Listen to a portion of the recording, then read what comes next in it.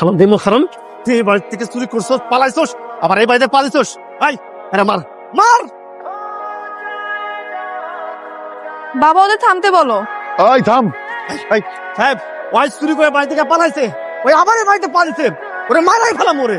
ও নিজের ইচ্ছায় যখন আসছে নিশ্চয়ই কোনো কারণ আছে। বাবাকে জিজ্ঞেস করো আমাদের সাথে বেইমানি কেন করলো। হ্যাঁ বল, কেন বেইমানি করছিস? কেন বেইমানি করছিস? আমার সবাই তোর বিশ্বাস করছিলাম, সাহেব তোর বিশ্বাস করছিল, বল।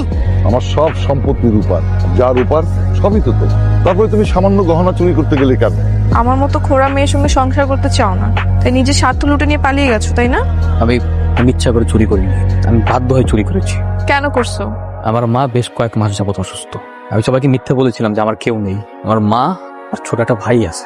আমার মার চিকিৎসার জন্য অনেক টাকা প্রয়োজন। তাই বলে তুই তোর মায়ের জন্য চুরি কর?